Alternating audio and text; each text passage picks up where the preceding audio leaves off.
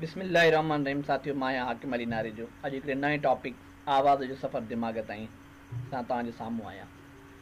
तव्हां अक्सर गौर कयो हूंदो, असां मुख़्तलिफ़ आवाज़ ॿुधंदा आहियूं, शिरकिरी पवंदा आहियूं। कॾहिं इहो गौर कयो त इहो आवाज़ु म्यूज़िक जो हुजे, गाॾियुनि जो हुजे या कंहिं शोर जो हुजे, कीअं असां ॾांहुं अचे थो।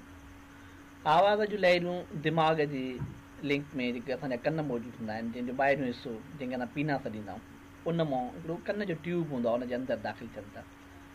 कन जे ट्यूब जे अंदरि हिकिड़ी कन जी नंढड़ी एयर ड्रम यानी कन जी दूलड़ी मौजूदु हूंदी आहे, जेका हिकिड़ी नंढड़ी परदे जी ठहियलु हूंदी आहे।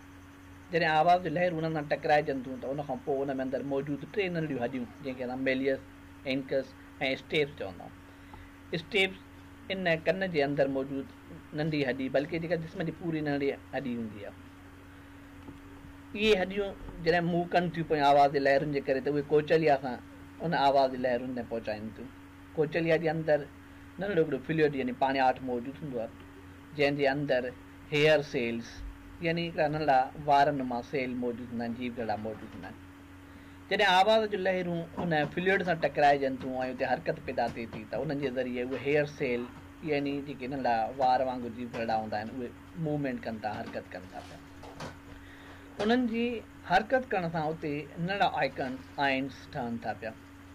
उहे आयन्स जॾहिं हेठि मूव कनि था पिया, त उहे न्यूरो ट्रांसमीटर्स जा अंदरि सिग्नल यानी उते हिकिड़ा इशारा मोड ठाहिनि था पिया, जेके ऑडिटरी नर्व खणी करे अॻिते मूव करे थी पई।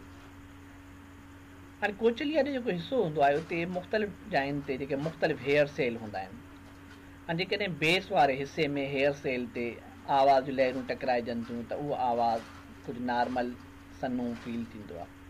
ऐं जेकॾहिं विच वारे हिसे ते टकराइजनि थियूं, त उहो थोरो वधीक हिकिड़ो थुल्ह टाइप जो आवाज़ु महसूसु थींदो आहे।